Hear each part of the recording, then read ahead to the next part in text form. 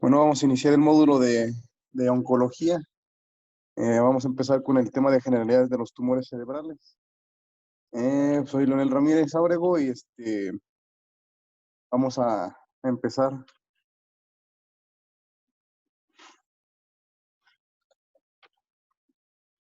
Bueno, hablando un poco de historia, tenemos que el primer informe impreso que se tiene sobre una cirugía de una lesión o un tumor intracerebral es el que se realizó por el médico inglés, Sir Rigman John Goodall y Bennett en 1884 en Londres, donde ellos extrajeron un glioma.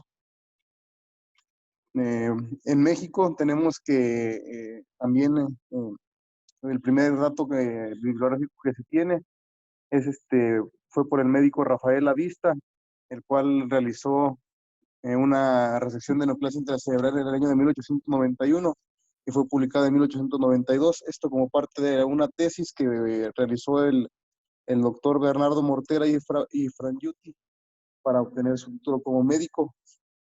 El título de la tesis fue Algunas consideraciones sobre la intervención quirúrgica en el tratamiento de los tumores intracraneanos en México. En este mismo doctor publicó también el primer informe gráfico de un tumor intracerebral con información macroscópica y microscópica. Ambos fueron publicados en la revista de Anatomía Patológica y Clínica en la Clínica Quirúrgica en el año de 1899. En la tesis mencionan que se publicaron 5 casos que fueron operados por el doctor Lavista de lesiones cerebrales. No estrictamente todos fueron tumores. Mencionan que 2 fueron 2 lesiones quísticas, una lesión intracerebral y un hematoma también. No, lo de la cámara fue broma, ¿eh? No pongas esas cámaras. Eh, la clasificación posterior de los tumores eh, tenemos que es dada por los primeros médicos que información o una clasificación propia fueron el doctor Cushing y el doctor Valley en 1926. Publicaron entonces la clasificación de los tumores de grupo de los gliomas basados en histogenética en un estudio que daba pronóstico. Podemos decir que esta es la primera clasificación que intentaron dar para diferenciar diferentes estirpes tumorales. Tenemos parénquima pineal, pineroblastoma, también el esponjioblastoma primitivo, el neuroepitelioma, el neuroblastoma. Y ellos decían que respetaban una estirpe celular. Entonces, este fue el primer trabajo que se hizo. Ya posteriormente se tiene el registro de varias clasificaciones por diferentes médicos. No las mencionaremos, pero ya hasta llegar a la clasificación de la OMS, que la primera fue en el año de 1979. Y posteriormente se han realizado varias revisiones incorporando diversa información. Tenemos diversas revisiones, fueron en el año de 1993, el año 2000, el año 2007 y la última en el 2016. ¿Cuál es el principio básico que siguen? Pues el de la tipificación histológica, el aspecto morfológico, el tipo de células, los patrones, las mitosis, la vascularidad, la necrosis. ¿Sí?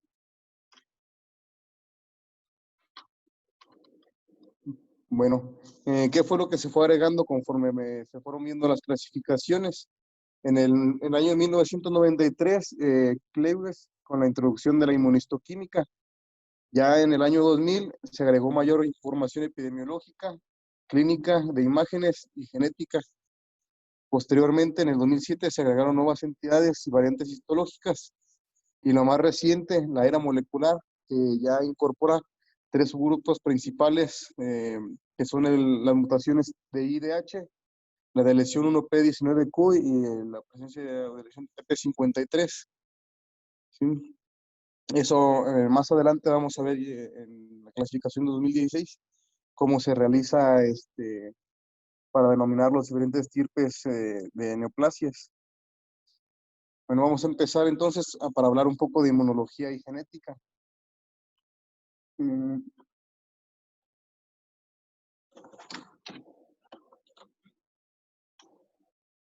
Bueno, estos estudios empezaron desde los años 60 y específicamente los gliomas han sido el punto de estudio más importante que se ha tenido.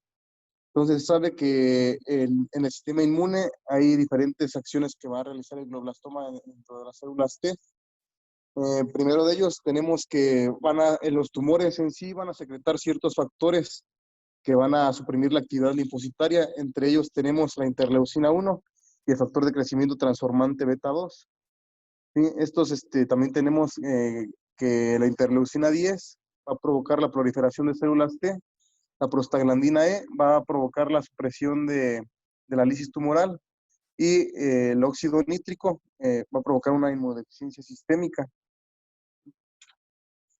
Tenemos otros tipos de efectores, por ejemplo, la célula del glioblastoma va a suprimir directamente las células T efectoras porque va a expresar un ligando de muerte celular programada, que va a ser el PDL1 y también el ligando FAST y el CD70. Estos van a inactivar a las células T por contacto directo.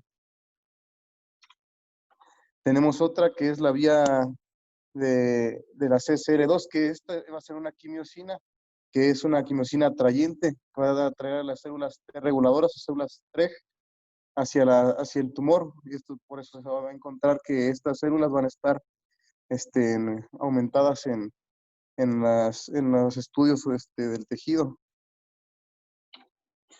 Y tenemos otro que es el factor estimulante de colonias de macrófagos o MCSF, el factor de crecimiento transformante beta 1, la interleucina 10, que van a ser secretados, como dijimos, por las células del glioblastoma y van a sesgar los macrófagos asociados al tumor de fenotipo inmunosupresor M2. También tenemos otro tipo que es que tanto con los macrófagos 3 como los macrófagos M2 van a secretar el, el, el factor de crecimiento transformante beta 1 y la interleucina 10. Y estos pues van a causar una supresión directa a las células efectoras T. ¿Sí? Ahora, hablando del origen de las células madre tumorales, en los años 60 se creía que el sistema nervioso era un sistema estático, sé que no había reproducción de las células nerviosas, que estas se perdían y ya no se regeneraban. Ya posteriormente se identificó las propiedades de la célula madre neuronal. Estas obviamente pues van a dar las tres vías principales, la astrocítica, la oligodendrocítica y la neuronal. ¿Qué características van a tener? Pues son células que tienen la capacidad de autorrenovarse y diferenciarse. Estas células de origen tumoral también van a tener la capacidad para iniciar tumores cerebrales, un comportamiento migratorio. Otra característica es que estas células neoplásicas van a ser resistentes a quimioterapia y radioterapia. Y la anestina y el CD133 se van a considerar los marcadores más sensibles para las células neuronales madre y las células neoplásicas principales que van a desarrollar. Ahora también se creía que todas las células podían desarrollar los tumores. Ya con estudios posteriores se identificó que era cierto grupo o cierto número de células que eran las que iban a provocar el desarrollo de los tumores. O sea, no cualquier célula te puede provocar una neoplasia. Y de ahí se desarrollaron varias teorías o modelos de cómo se desarrollan los tumores. Hay un modelo que se llama modelo de evolución clonal, que es a partir de la desdiferenciación de células cerebrales adultas. Aquí ponen, por ejemplo, un astrocito adulto que por diferentes tipos o eventos, ya sea una mutación o una inducción, ya sea por algún virus, por ionización, radiación ionizante, o simplemente que sean espontáneas las mutaciones. A partir de esta mutación del astrocito adulto, va a diferenciarse la célula neoplásica y va a empezar su multiplicación, ¿sí? El crecimiento no regulado y la proliferación hasta que se va a transformar en una célula madre tumoral cerebral. Tenemos otra que es en origen de las células madre neuronales, es decir, antes de que se diferencie en alguna estirpe, tenemos la célula madre neuronal y sus tres vías, astrocítica, neuronal y oligodendrocítica, Y a partir de esta célula madre también va a dar la célula madre tumoral, la célula maligna, ya sea por lo mismo, por eventos de mutación, radiación, etcétera. Y a partir de esta, pues empieza la multiplicación de la célula tumoral hasta desarrollar la neoplasia o la lesión. Y otra que se llama la hipótesis de reclutamiento, que simplemente no la relacionan ni con la célula madre ni con la célula adulta, sino simplemente una célula de origen tumoral en la cual no tiene un origen definido y que esta célula va a tener la capacidad o el potencial de liberar diversos factores de crecimiento, quimioatrayentes, se va a multiplicar y va a inducir la migración de células madre neuronales normales, que después van a experimentar una proliferación descontrolada y van a formar las células madre de tumores cerebrales. Estas son las tres teorías que menciona el Jungmans que se cree el origen de las neoplasias. Ahora, también se han estudiado algunas vías moleculares que van a estar alteradas en las células madre tumorales. Por ejemplo, específicamente en meduloblastomas, en tumores germinales, se ha estudiado esta vía, que es la vía SHH, forma parte de las proteínas Sonic Hedgehog, que estas pues van a activar, como se ve aquí, llega la proteína, van a activar un receptor de superficie celular y va a provocar una activación de factores de transcripción dentro de la célula, que son de la familia GLI. Esta cascada, como vemos aquí, va a regular el número de células con propiedades de células madre en los centros germinales del cerebro adulto. Y esta alteración pues, es la que va a provocar el desarrollo de la neoplasia o del medulloblastoma específicamente. Y tenemos otra que también es de los tumores germinales, que es la vía de la muesca, que se ha identificado dos factores que son los factores de transcripción FOXG1 y el PLE. Cuando estos se unen, van a llevar una transcripción que va a provocar que pues, las células tumorales se desarrollen más frecuentemente. Y se ha observado que cuando se rompe esta muesca o esta unión, se interrumpe esta vía.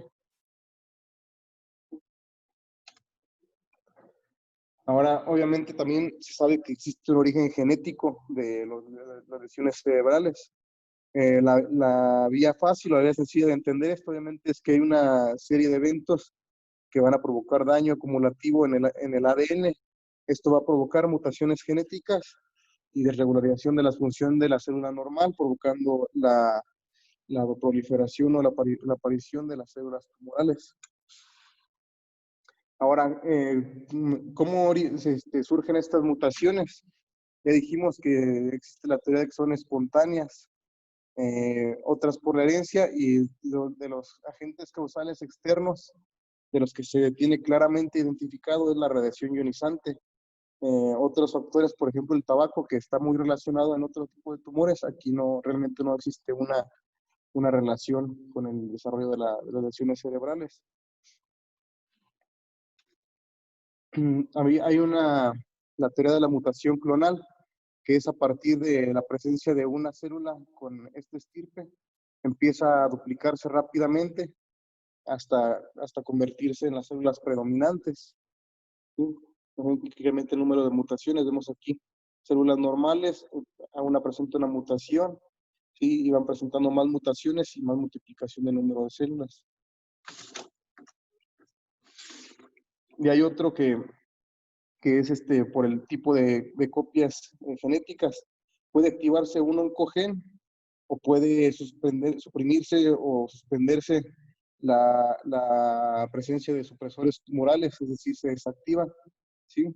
La presencia del oncogen puede ser por copias activadas o porque se unen dos genes y van a provocar que aparezca un oncogen.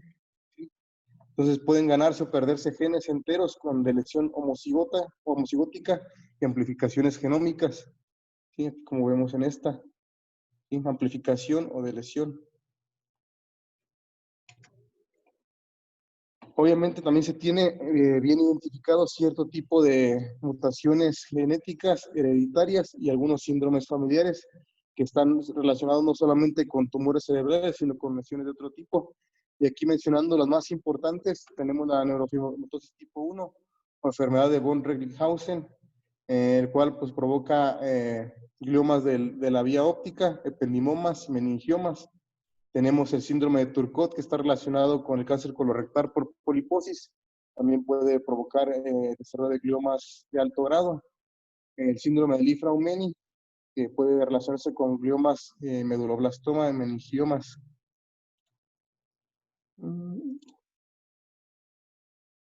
También tenemos el síndrome de Gorlin, que está relacionado con el desarrollo de meduloblastomas, y la neurofibromatosis tipo 2, que se relaciona con el desarrollo de meningiomas, gliomas y ependimomas.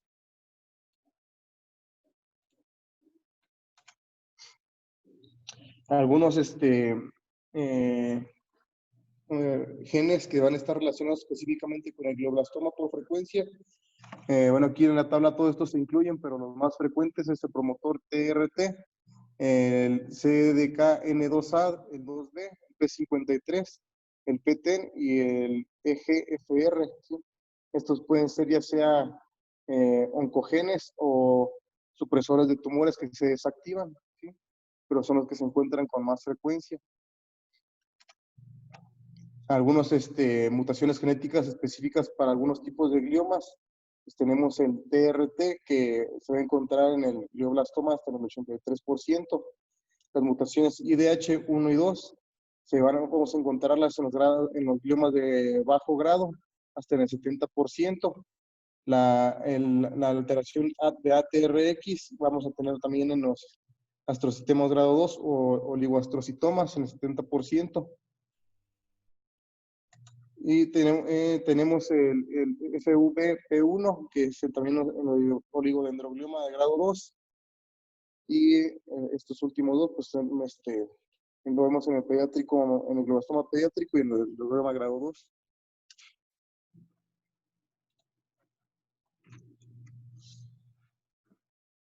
Ahora en el meduloblastoma, aquí pues podemos decir que el más frecuente es el PTCH1, que se encuentra hasta en el 25%, y los demás se encuentran en una menor cantidad. Una cosa interesante que mencionan aquí es que vamos a tener algunas mutaciones que van a estar presentes en todas las neoplasias y algunas que van a ser más específicas. Por ejemplo, aquí tenemos que las mutaciones en TRT, RTL1, TP53 y FPR van a encontrarse en diversos tipos de lesiones, pero ya específicamente algunas como la PHLDB1, CCDC26, vamos a encontrarlo en tumores que van a diferenciarse de la vía astrocítica, cuando se presentan también las mutaciones del TP53 y del TRX, y que estas lesiones astrocíticas de bajo grado, ya sea grado 2, 3, van a poder progresar a un glioblastoma secundario. Tenemos, por ejemplo, también en la vía oligodendrocítica, cuando encontramos las mutaciones en 1P19Q y la vía promotora del TRT, va a ser propenso a desarrollar el oligodendroglioma y va a progresar a un oligodendroglioma anaplásico. Y tenemos también, por ejemplo, que el promotor TRT y el amplificador EGFR van a estar relacionados con los gliomas Antes de que primarios P. ¿Perdón? ahí para que no se queden con la idea, es que dijiste que los tumores, los gliomas de bajo grado eran 2 y 3, y eso no es cierto, güey. El tumor, el grado 3 ya es una anaplasia. Es una anaplasia. Para que no se queden con esa idea, los gliomas de bajo grado son los difusos. Difuso Que grado son 2. los grado 2, ¿sale? Y de alto grado, grado 3 y el glioblastoma, grado 4, ¿sí? Porque dijiste, los gliomas de bajo grado, grado 2 y 3. Pues para que no te quedes con esa idea. Ok, sí, es grado 2. Pueden progresar o mutar hacia a uno más alto, que es el anaplásico o el glioblastoma.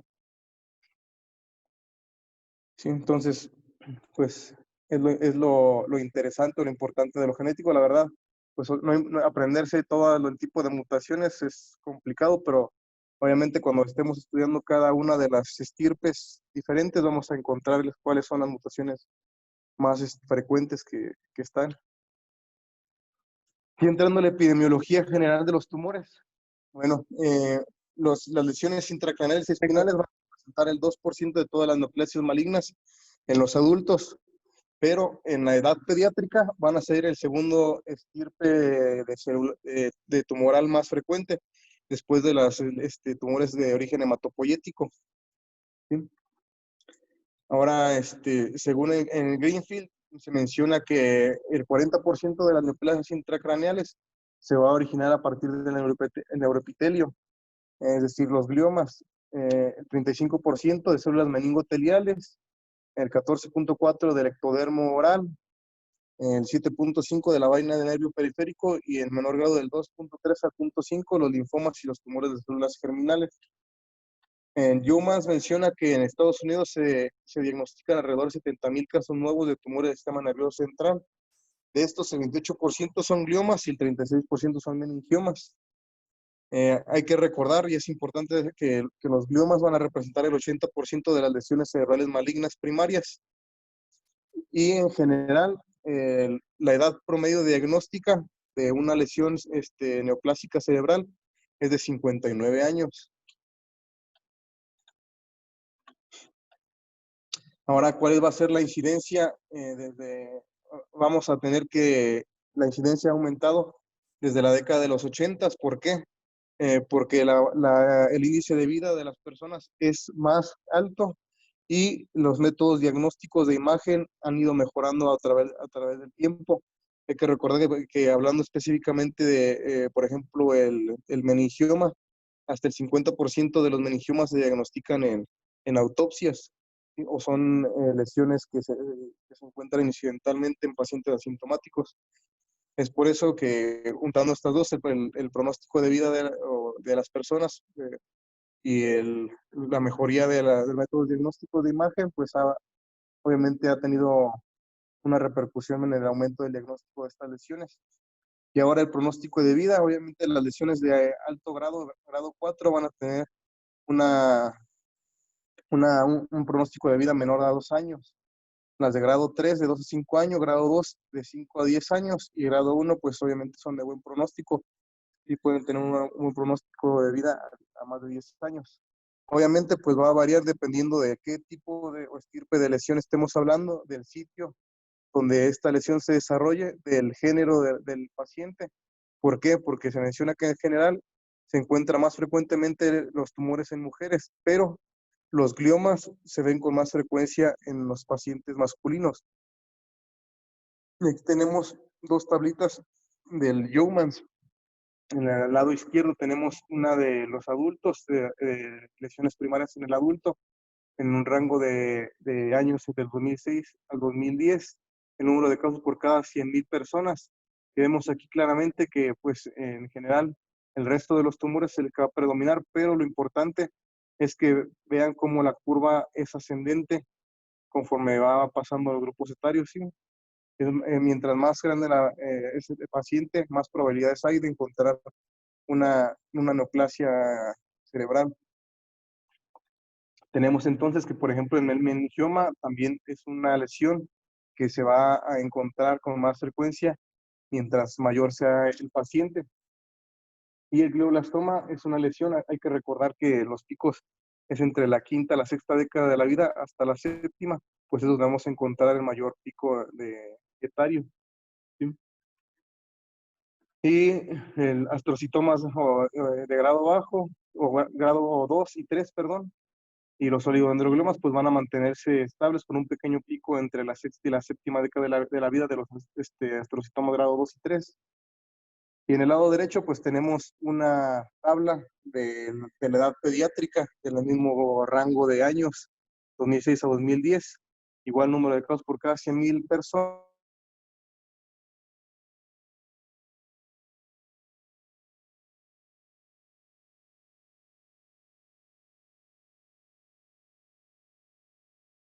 Y los rangos de edad van de los 4 a los 19.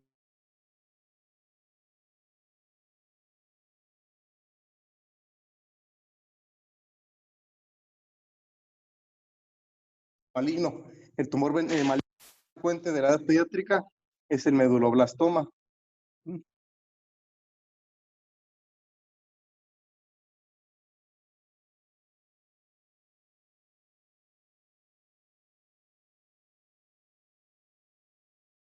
vemos también entonces aquí que el ependimoma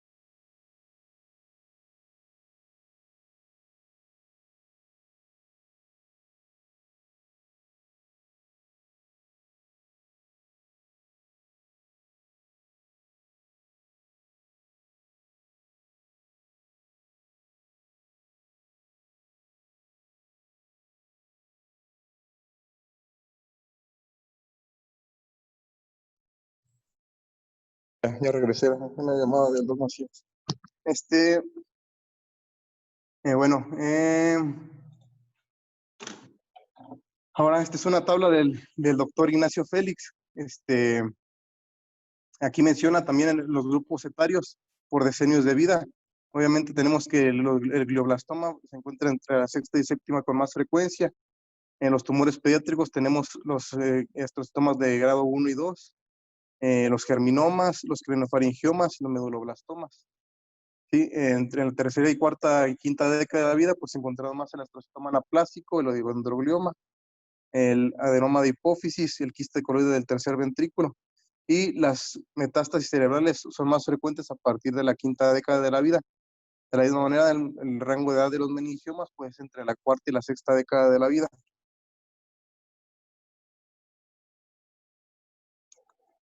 Aquí sí. Bueno, y la supervivencia, obviamente a 5 años vemos que es muy pobre en los pacientes con glioblastoma. De la misma manera con meduloblastoma y metástasis, ¿sí? Y son de buen pronóstico pues en lesiones de más bajo grado, grado 1 y 2. Esta es otra tabla del Yeomans, donde se alcanza a ver el pronóstico de vida, pobre del glioblastoma y también del astrocitoma anaplásico, y de los oligodendroglomas pues se ve mejor pronóstico, al igual que oligoastrocitoma, el ependimoma y meduloblastoma, dependiendo del rango de edad, pero obviamente pues esta edad pues se encuentra en menos frecuencia. Ahora tenemos que va a haber variación regional, socioeconómica y genética. Se sabe que la incidencia va a ser más alta en los países industrializados. Va a ser más frecuente en pacientes caucásicos, en pacientes que tienen el Opus 17Q1221 y los que tienen mutaciones en TP53. Sí, esto va a estar más relacionado en los tumores astrocíticos de adultos jóvenes. Como ya dijimos, los factores de riesgo, pues ya hablamos de la carga genética, los síndromes familiares, la exposición previa a la radiación ionizante, que son los dos principales. Aquí el Yeomans menciona, digo, el Ellenbogen menciona la ausencia de alergias y la inmunosupresión como algunos factores que pueden predisponer también, pero quedémonos con la de la exposición de la radiación ionizante, que es la más frecuente. Eh, Ahora, algunos estudios que han mencionado cuáles son los mayores factores de riesgo para ciertos tipos de tumores, por ejemplo, de glioma. Tenemos, ya dijimos, la alta dosis de radiación, va a aumentar con el rango de edad, los síndromes familiares y la presencia del CCD C26, ¿sí? Específicamente para el oligodendroglioma. Y para otros tumores que no son gliomas, bueno, ya dijimos, la dosis de radiación se mantiene. Aquí vemos que el género femenino versus el masculino va a ser más frecuente. Dijimos que los tumores que no son gliomas son más frecuentes en mujeres y aumentan también aumentan con la edad. Ya vimos también la curva que tenían los meningiomas, por ejemplo, y obviamente los síndromes familiares. Ahora hay que hablar un poco de la epidemiología de las metástasis. Las metástasis son las lesiones intracerebrales más frecuentes, ¿sí? Hablando de tumores no primarios. Entonces, 50% de los tumores cerebrales en adultos son metástasis.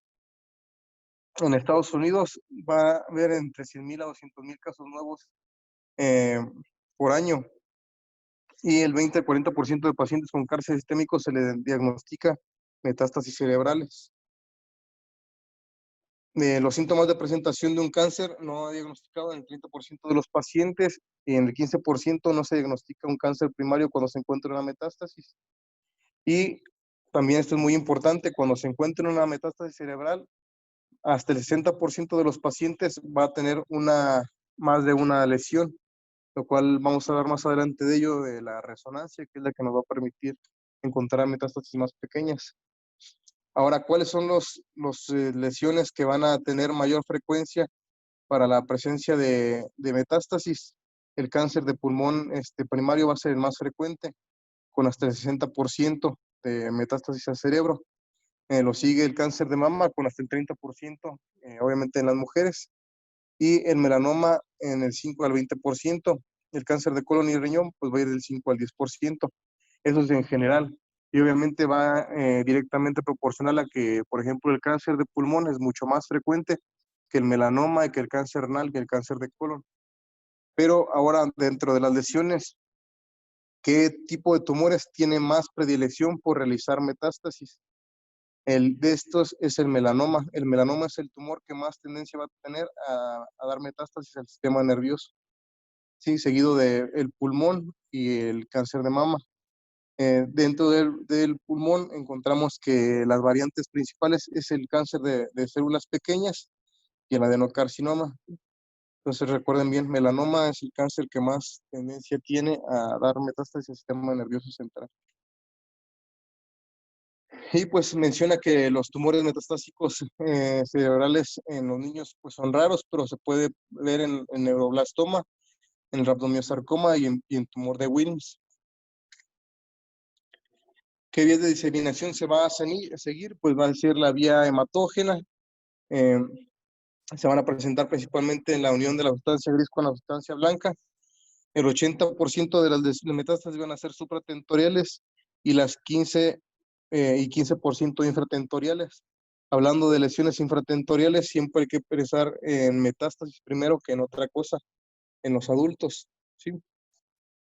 Entonces, fosa posterior en adultos, pensar primero en metástasis y ya después en el resto de las lesiones. Ahora, dentro de las metástasis, hay que recordar que la hemorragia intratumoral se va a presentar hasta el 15% de las lesiones. Y el coriocarcinoma metastásico se puede presentar hasta en el 100% de las lesiones, en el melanoma en el 40% y en menor frecuencia en el carcinoma de células renales. Entrando al cuadro clínico general de las lesiones cerebrales, vamos a ver que van a debutar principalmente con dos cosas, cefalea y crisis convulsivas, ¿sí? Aquí el Ellenberg menciona que se presenta cefalea hasta en el 50% de los pacientes, además de, obviamente, datos de aumento de la presión intracraneal, náuseas, vómito, ¿sí? En el déficit va a presentarse un déficit neurológico focal agregado en el 2/3 partes de los pacientes y alteraciones en el estado mental dependiendo de la localización de la lesión. ¿Sí? Esta es otra tabla, igual vemos que está hasta arriba la cefalea, sigue las crisis convulsivas, alteraciones de la memoria, cambios cognitivos, déficit motores, alteraciones del lenguaje, cambios de la personalidad, alteraciones visuales, etcétera, ¿sí? Ahora, hay algo que hay que enfatizar en cómo es la cefalea. La cefalea mencionan que no lateraliza, es holocraneana. Dicen que se parece al tipo tensional con tendencia o predilección hacia la zona bifrontal. Es una cefalea progresiva. Ya dijimos que se encuentra localizada y se menciona, aunque no es 100% sensible y específico, pero que es peor por las mañanas y va a verse agravada o aumentada por efectos que van a provocar el aumento de la presión intracraneal, por ejemplo, el toser o con los cambios de posición, principalmente al agacharse, ¿sí? Entonces, cuando hagamos la semiología de la cefalea, tenemos que buscar todas estas situaciones. ¿Sí? Quizá lo volví a poner. Entonces, dentro de las crisis convulsivas, se menciona que el 50% de ellas va a presentarse como crisis tónico-clónica generalizadas. El 25% van a ser convulsiones motoras focales. Dentro de estas, el 42% de las crisis va a ser una crisis única. El 18% va a ser de baja frecuencia, es decir, menos de 4 por mes. Y otro 18% va a ser de una frecuencia más elevada. Con estatus epilépticos se menciona que pueden debutar hasta el 12% de los pacientes. Y una cosa muy importante, ¿qué tumores van a ser los más relacionados con la presencia de crisis convulsiva? El tumor neuroepitelial desembrioplástico menciona que se presenta hasta en el 100% de ellos con crisis convulsivas, seguido en hasta el 90% por el ganglioglioma. Entonces, estas dos lesiones, cuando estén presentes, hay que relacionarlas siempre con crisis convulsivas. Y de ahí, pues, los gliomas de bajo grado, los meningiomas, el glioma de alto grado, metástasis, también, pues, obviamente pueden debutar, pero con menor frecuencia. Ahora, ¿qué clínica o qué sintomatologías puede haber dependiendo de la localización de la lesión? Vamos a tener, obviamente, si se encuentra en el lóbulo frontal, se menciona ahí el lóbulo frontal es de los más afectados, obviamente, porque es el lóbulo más grande. Entonces, hay que recordar que si hay una lesión en estos lóbulos, vamos a tener cambios de la personalidad, alteraciones de la marcha, demencia, afasia motora o debilidad del cuerpo contralateral. Si hay el lóbulo parietal, vamos a obtener afasia sensitiva, alteraciones sensitivas, semianopsia, desorientación espacial. En el lóbulo temporal hay que recordar y siempre relacionarlo, crisis convulsivas del lóbulo temporal, alteraciones de la memoria. Y en el lóbulo occipital hay que recordar la vía visual, hay una mianopsia contralateral. Si hay lesiones profundas a nivel del tálamo, alteraciones sensitivas contralaterales, alteraciones en el comportamiento, lesiones infratentoriales, van a debutar con alteraciones o síndromes cerebelosos. Y si hay lesiones que afectan al tallo cerebral, también vamos a tener alteraciones de los nervios craneales y datos de hemiparesia por la vía corticoespinal, disfunción autonómica, alteraciones en el patrón de la respiración por alteraciones en el bulbo, ¿sí? Entonces, lo que siempre nos han dicho, relacionar la clínica del paciente con la localización de la lesión. La imagenología. Obviamente, ya sabemos que el estudio de imagen es complementario 100% de nuestro estudio, de nuestro protocolo de estudio de los pacientes. ¿Qué es lo que debemos hacer? Obviamente, identificar efectos volumétricos de masa, la localización de la lesión dentro de las distintas regiones anatómicas, si es intraxial, si es extraxial, y obviamente el análisis de las características de la lesión, si es hiperdensa, hipodensa, preintensa, hipointensa, si tiene edema perilesional, si tiene quistes, calcificaciones, etcétera. ¿Sí? Obviamente aquí mencionan algunos tips para diferenciar lesiones intraxiales y extraxiales, que ya es conocida por ustedes, que es obviamente una lesión extraxial va a provocar desplazamiento, compresión de la corteza. Se va a ver cómo se observa la lesión y hay un desplazamiento, se observa la corteza cerebral que está siendo desplazada por esta lesión. Vamos a ver que va a haber líquido cerebroespinal o vasos corticales entre la lesión y el cerebro. Y obviamente pues va a mejorar la aplicación del medio de contraste de la dura madre, de las leptomeninges o de los nervios craneales. Y puede haber invasión del hueso adyacente como los meningiomas. En las lesiones intraxiales pues obviamente van a estar contenidas dentro de los márgenes de la lesión, van a estar contenidas dentro del parénquima cerebral. Vamos a ver la corteza cerebral, puede estar por fuera de la lesión y vamos a tener que van a ejercer un efecto volumétrico, es decir, van a tener una expansión de la corteza. ¿Sí? Puede verse inclusive los surcos borrados. Menciono entonces que más del 80% de las lesiones extraxiales en el adulto son benignas y la gran mayoría de las lesiones intraxiales en el adulto son malignas, teniendo en cuenta siempre. Y aquí lo tenemos, obviamente tenemos una lesión intraxial, ¿sí? Donde vemos claramente que está rodeada por el tejido, por la corteza cerebral. Vemos aquí de la misma manera una lesión intraaxial y con realce medio de contraste y por en su interior. Y aquí, por el contrario, vemos una lesión extraaxial que está ejerciendo efecto volumétrico sobre la corteza cerebral, ¿sí? Y aquí una lesión en el ángulo punto cerebeloso por la típica imagen en barquillo, en cono de nieve, ¿sí? Que está entrando al canal y se encuentra extraaxial y está provocando un efecto volumétrico sobre el puente, ¿sí? Son los datos que debemos siempre buscar. Ahora, el diagnóstico diferencial por imagen, dependiendo de algunas evidencias que encontremos y si es una lesión intraextraxial. Si tiene calcificaciones y es una lesión intraaxial, hay que pensar en oligodendroglioma, neurocitoma central, metástasis. Si es extraaxial, con calcificaciones en un meningioma o craniofaringioma. Si tiene un componente quístico y es intraaxial, metástasis, hemangioblastom, astrocitoma pilocítico, gangliogroma desmoplásico infantil. ¿Sí? Si es extraaxial y tiene quistes, un craniofaringioma, un schwannoma, un meningioma. Si es intraaxial y tiene necrosis, evidentemente lo que hay que pensar es un glioma de alto grado. Si es extraaxial, pueden ser metástasis o meningioma. ¿Sí? Si tiene una alta celularidad y es intraaxial, linfoma, glioblastoma. Si es extraaxial, meningioma, linfoma. Si tiene una alta vascularidad, de la misma manera, ¿sí? Glioblastoma, hemangioblastoma.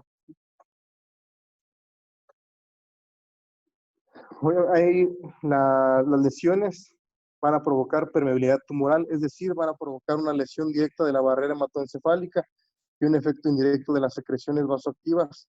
Es lo que va a provocar que las lesiones tengan un realce de la aplicación del medio de contraste, ya sea en resonancia o en tomografía, ¿sí? Como resultado de la fuga extravascular del medio de contraste. El edema es otra de las cosas que debemos buscar. Se menciona que el edema vasogénico, que es el que vemos principalmente en las lesiones, se va a ver hipodenso en las tomografías. En la resonancia se va a ver hipointenso en T1, hiperintenso en T2 y en FLAIR. Sí, aquí vemos una imagen en FLAIR donde la característica que va a tener el edema vasogénico es que no va a violar o no va a traspasar el límite entre la reunión de la sustancia gris y la sustancia blanca. Vean aquí cómo está claramente respetada y diferenciada el límite de ambos, ¿sí? Si lo llevamos a otro tipo de patologías, por ejemplo, el edema citotóxico, como en los eventos isquémicos, vemos que el edema pues sí va a traspasar o no va a respetar esa interfaz entre sustancia gris y sustancia blanca. Entonces, cuando ustedes encuentren un edema que va a la sustancia gris, pues piensen que es un edema citotóxico, ¿sí? Y nunca olvidar, nunca confundir que el tipo de edema que encontramos en las lesiones tumorales o neoplásicas es edema vasogénico. Ahora, algunas características ya sea de una imagen, de gliomas de bajo y alto grado, ¿sí? Específicamente dentro de la resonancia. Como son lesiones de bajo grado, por ejemplo, un grado 2, son lesiones de crecimiento lento, ¿sí? Por lo tanto, primero a lo mejor no van a dar sintomatología inicialmente, ¿sí? No van a mejorar mucho con el medio de contraste porque no van a estar muy vascularizados. No, las calcificaciones solamente se aprecian en el 20% de ellos. La presencia de edema, como son lesiones de crecimiento lento, permiten que el tejido cerebral se vaya adaptando a su crecimiento. Y es muy raro o no es común encontrar edema perilesional en estas lesiones. Entonces, cuando veamos una lesión intraaxial bien definida, bien delimitada, sin datos de edema perilesional y sin importante edema, efecto volumétrico, hay que pensar en lesiones de bajo grado, gliomas de bajo grado. Por el contrario, la imagen de un glioma de alto grado va a presentar, sus bordes van a ser no bien delimitados, vamos a tener que va a presentar específicamente en el glioblastoma un realce en anillo, una imagen hipodensa o hipointensa en su interior secundario a la necrosis y es frecuente que lo encontremos invadiendo a través del cuerpo calloso el otro hemisferio cerebral, ¿sí? Ocupando más de un lóbulo del cerebro, ¿sí? Pues cuando veamos este tipo de lesiones, ¿sí? Grandes, irregulares, importante efecto volumétrico. Aquí se alcanza a ver inclusive el edema perilesional, ¿sí? Hay que pensar en lesiones de alto grado. Y dentro de las metástasis, hay que recordar que las metástasis en la resonancia magnética, en la ponderación T1, van a ser isointensas o hipointensas, ¿sí? Y vamos a tener que van a ser lesiones que realzan en la aplicación de gadolínio.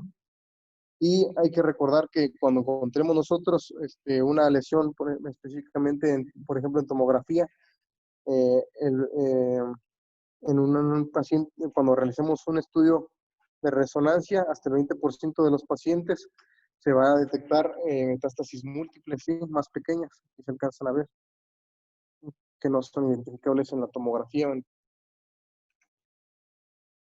Sí, aquí vemos de la misma manera, ahí en T1 y en FLAIR vemos que el abundante edema perilesional.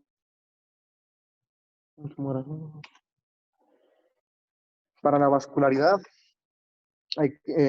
también hay que hacerse el estudio de perfusión, ¿sí? Una lesión de bajo grado, bueno, sí puede tener aumento en la vascularidad, pero no de la misma manera que lo va a tener una lesión de alto grado, ¿sí? Por ejemplo, vemos esta lesión en la base del lóbulo temporal izquierdo, como en la perfusión se ve aumentado ligeramente la vascularidad de la lesión comparado con el lóbulo temporal contralateral. Entonces, mientras más vascularizado y puede apreciarse necrosis, va a ser más alto grado la lesión. Ahora, la espectroscopía, hay que recordar los diferentes picos que nos va a dar la espectroscopía para poder establecer el por qué lo encontramos así en los tumores. Entonces, tenemos el N-acetil aspartato, el pico lo vamos a encontrar alrededor del pico 2. Este va a ser un marcador neuronal, se va a localizar en los axones de la materia blanca y su disminución no específica de la lesión neuronal. La colina, que va a ser a los 3.2, va a ser parte importante de la membrana celular, y el incremento de la colina va a reflejar un aumento de la síntesis de membrana o del número de células, ¿sí? Esto hay que tenerlo muy en cuenta, la colina. Entonces aumenta la colina por la síntesis de la pared y disminuye el N-acetil aspartato porque es un marcador de bienestar neuronal, ¿sí? Cuando hay lesión neuronal, va a disminuir. La creatina, que se va a encontrar en dos picos, en 3 y 3.9, va a contribuir en la fosfocreatina y en la lisina, y va a estar encargada del mantenimiento de los temas dependientes de energía de las neuronas. Entonces va a ser utilizado como reserva de los fosfatos de alta energía y actúa como buffer de reservorio del ATP y del ADP.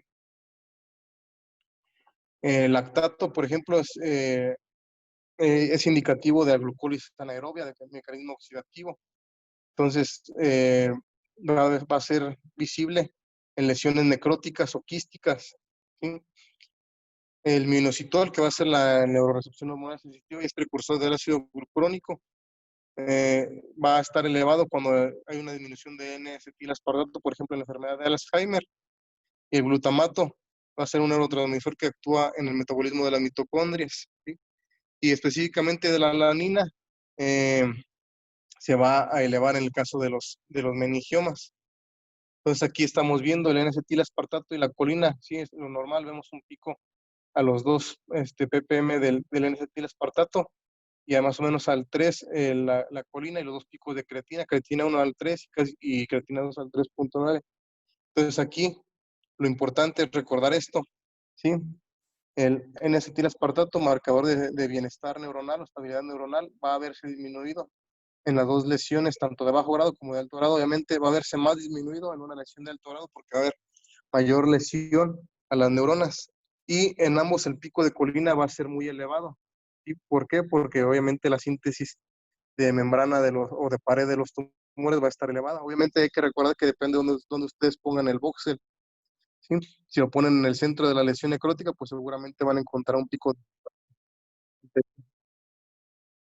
¿sí? Esto es muy importante, y siempre que ustedes pidan una resonancia en sospecha de un tumor, es importante pedir la espectroscopía para descartar otro tipo de lesiones. Entonces, con eso que se queden con la colina y el N-acetil-aspartato específicamente en los tumores.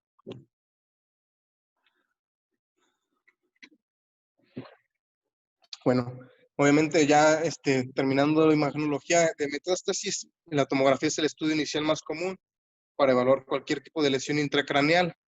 Las lesiones isodensas y hipodensas en la unión de la sustancia gris y la sustancia blanca nos pueden dar o sospechar que se trata de una metástasis.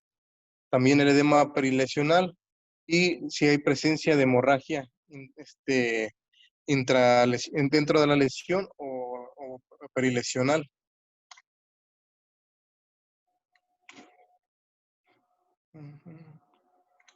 Bueno, ya entrando específicamente a la clasificación de la OMS, a la última clasificación que se realizó en el 2016, ya hablamos la historia o cómo se fue dando desde los años 70 hasta la actualidad, y la última clasificación.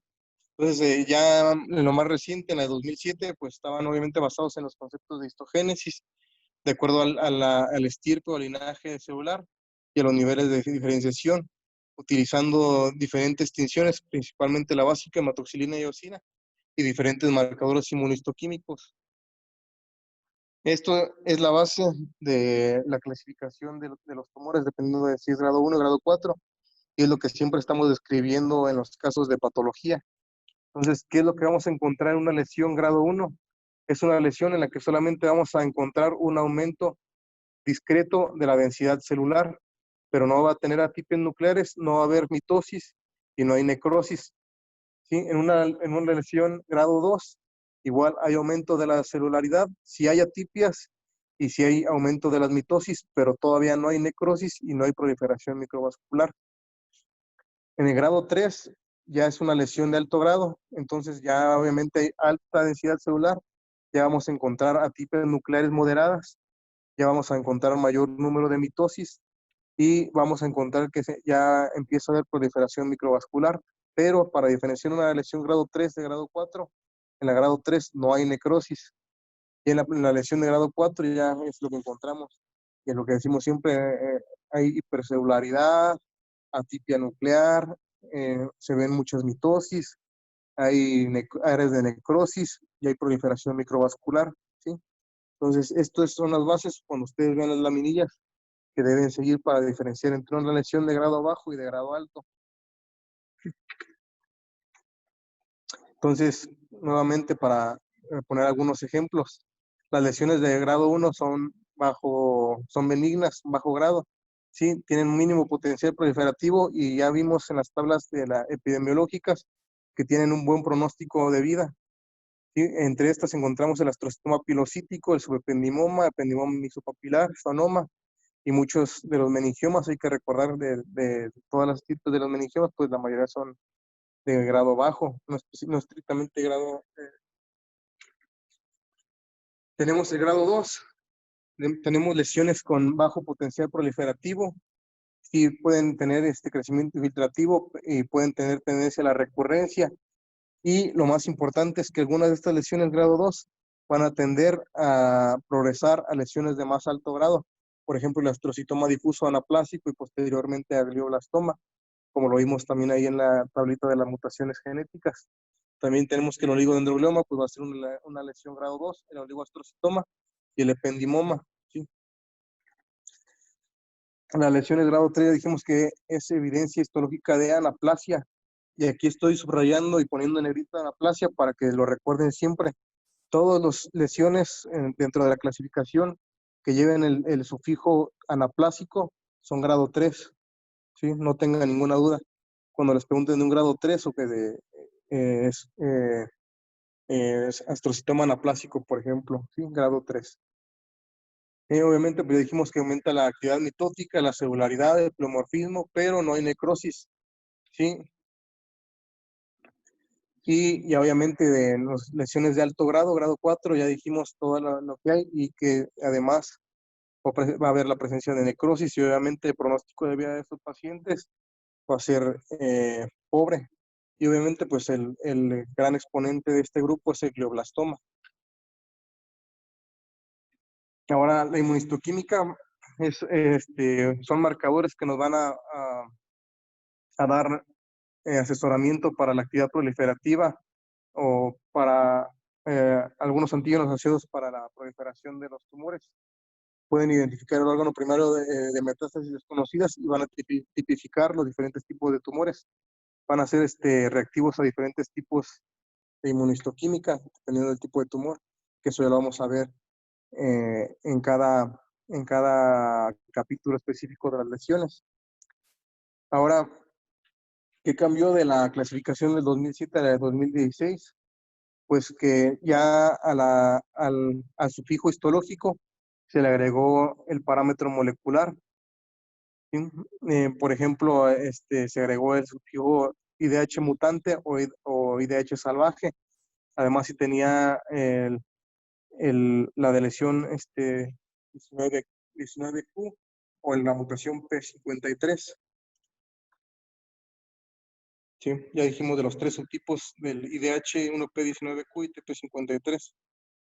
Y una cosa importante es que se creía que era lineal la progresión.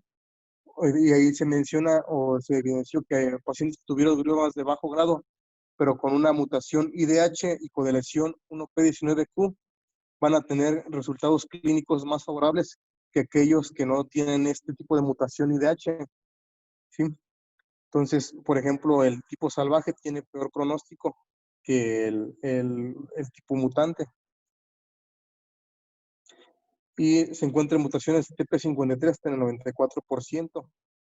¿Sí? Bueno, aquí mencionan algunos de los cambios. Obviamente se cambió la formulación de cómo se estructuran los diagnósticos. Se reestructuraron los gliomas difusos, ya dijimos, con la incorporación de las mutaciones IDH presentes o no.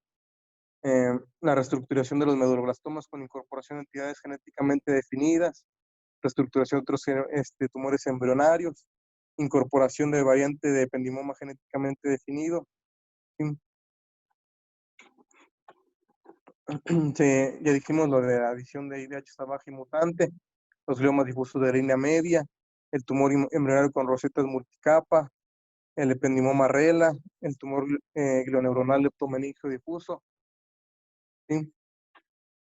Y luego se agregaron dos variantes de glioblastoma, que es el epiteloide, el con componente neuronal primitivo, el patrón multineuronal evacuado de tumor de células ganglionales, y se quitó algunas entidades, específicamente la gliomatosis cerebri. La gliomatosis cerebri, inclusive en el libro de Nachito Félix, se menciona que lo manejaban como una entidad, una enfermedad aparte.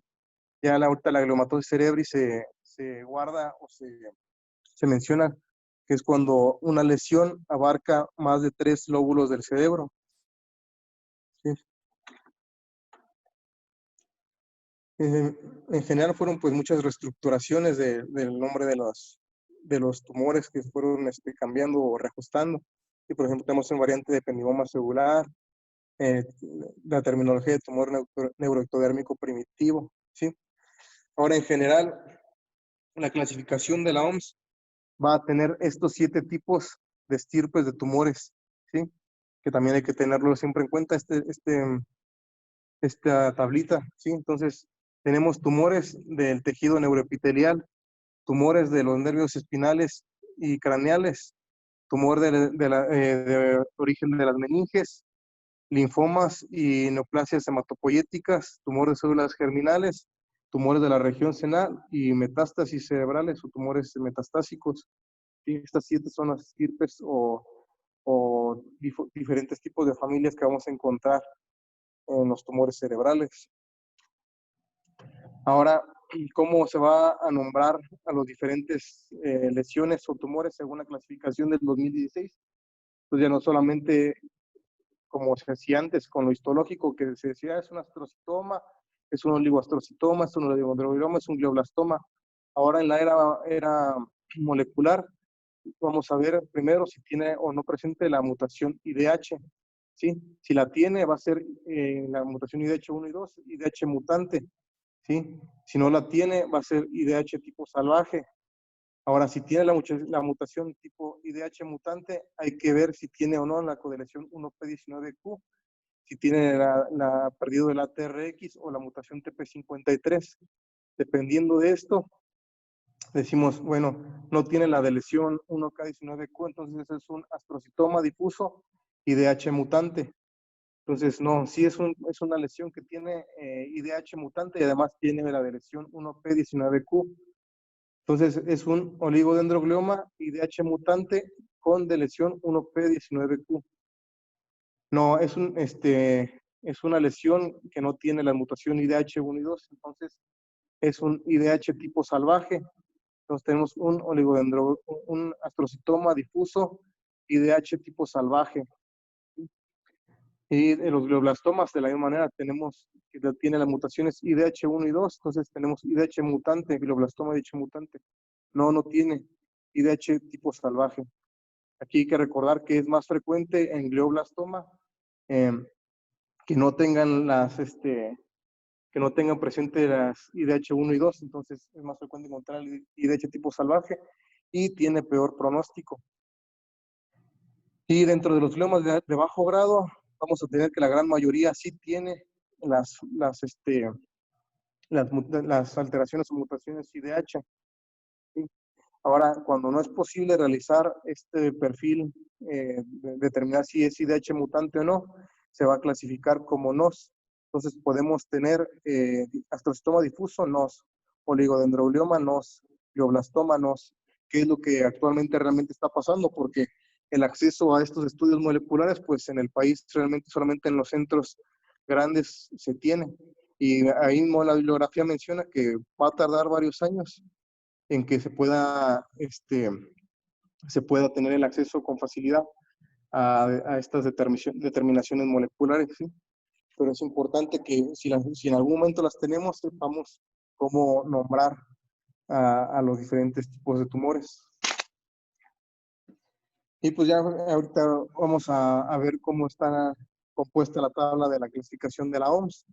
Ya va a ser tema de las siguientes clases, pero vamos a verlo en general. Ya dijimos, los astrocitomas difusos y oligodendrogliomas se van a clasificar en un grupo, ya sea si son, por ejemplo, grado 2, astrocitoma difuso, que es grado 2, IDH mutante con la variedad, astrocitoma gemistocítico, IDH mutante, astrocitoma difuso, IDH tipo salvaje y el tipo NOS.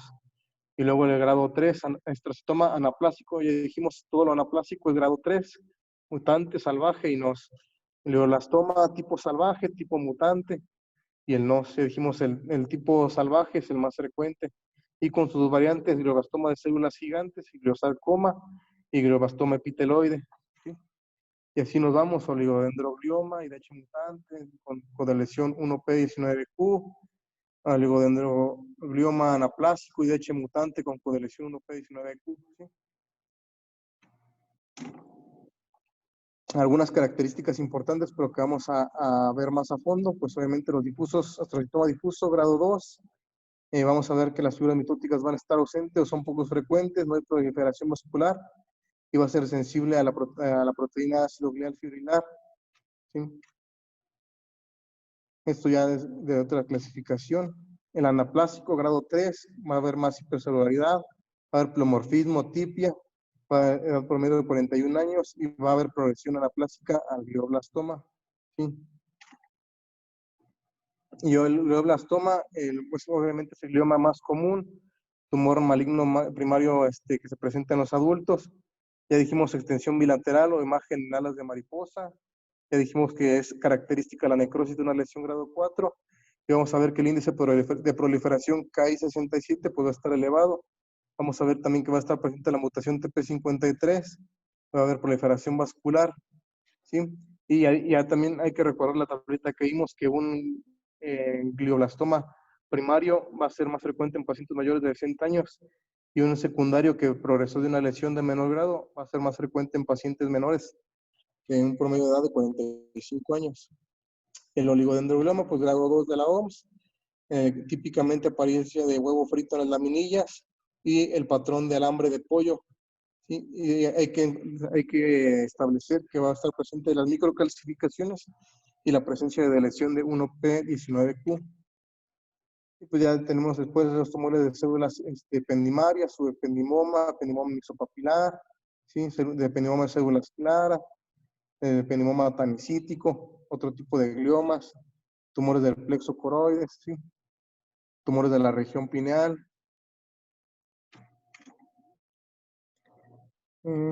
Esto ya lo voy a saltar, esto lo vamos a ver en cada una de las clases. Los tumores embrionarios, los tumores de nervios craneales y paraespinales, ¿sí? Ya sabemos, schwannoma, neurofibroma, perineurioma, ¿sí? Los meningiomas, las estirpes que ya conocemos, fibroso, transicional, sabomatoso, angiomatoso, microquístico, secretor, linfoplástico, metaplástico, cordoide, células claras, etcétera, ¿sí? Tumores melanocíticos, los linfomas, tumores no meningoteliales mesenquimatosos, tumores histiocíticos, tumores de células germinales, tumores de la región cenar y al final las lesiones metastásicas, ¿sí? Entonces es todos los estirpes y subtipos que tiene la clasificación del 2016. Pero pues ahorita con lo que quería que se quedaran es cómo se nombran actualmente y qué es lo que se está haciendo, qué fue lo que cambió. Sí. Bueno, ahora ya nada más para finalizar el tema de generalidades, pues obviamente la cirugía va a ser el manejo en la gran mayoría de las lesiones, ¿sí? Las lesiones extraxiales, ya dijimos que la mayoría tienen un comportamiento benigno, un pronóstico benigno. Hay que hacer una resección radical y hay que tratar de preservar todas las estructuras sin dañar el tejido cerebral adyacente, o si está en el ángulo punto cerebeloso, los nervios que encontremos, etcétera. ¿Sí? De los tumores intraaxiales ya dijimos que la mayoría son malignos, y aquí mientras mayor grado de resección de la lesión realicemos, mejor va a ser el pronóstico del paciente. Incluso se dice que resecar más allá de lo que se ve de la lesión, un poco de tejido, para que sea un mejor pronóstico del paciente. Igual hay que recordar que existe la terapia coadyuvante, ya sea con radioterapia o quimioterapia. Se menciona que la radioterapia, pues los bordes que se deben radiar debe ser de 1.5 a 2 centímetros alrededor del tumor. Y ahora algunos agentes alquilantes que se usan en la quimioterapia, en qué fases del ciclo de división van a actuar. Tenemos, por ejemplo, que en la fase G1, que es el periodo posmitótico que va de 18 a 30 horas, va a actuar el metotrexate. En la fase de síntesis de ADN, que es 18 a 20 horas, algunos antimetabolitos como la hidroxiurea, el metotrexate o la citarabina. En la fase G2, que es el periodo premitótico, que va de 12 a 10 horas, vamos a tener algunos como el irinotecan. Y en la fase de mitosis, que dura de 30 a 60 minutos, vamos a encontrar que actúa algunos como la vincristina y el etopósido. Ahora, ¿cómo van a funcionar los agentes alquilantes? Pues van a dañar directamente el ADN a través de una unión covalente de los grupos alquilo a estas moléculas. Obviamente, pues son citotóxicos y se van a clasificar según la estructura química y el mecanismo y el tipo de enlace covalente que van a tener. ¿Sí? Los antimetabolitos que van a inducir actividad citotóxica durante la fase de síntesis de ADN mediante la incorporación en el ADN y el ARN o inhibiendo las enzimas para la producción del ácido nucleico. Entre ellas, pues tenemos el metotrexato, la tioguanina, la citarabina y la hidroxiurea. Y aquí, por ejemplo, ponen generalidades de, por ejemplo, en los tumores de alto grado. La primera línea, pues tenemos la temozolomida, ¿sí? La dosis y el tiempo. ¿Sí? Los bajo grado también tenemos en la primera línea la temozolomida. ¿Sí? Acá, por ejemplo, en el meduloblastomas tenemos el cisplatino, la hemostina y la vincristina. En las tumores células germinales, el carboplatino, la cisplastina, y en los meningiomas, la hidroxiurea.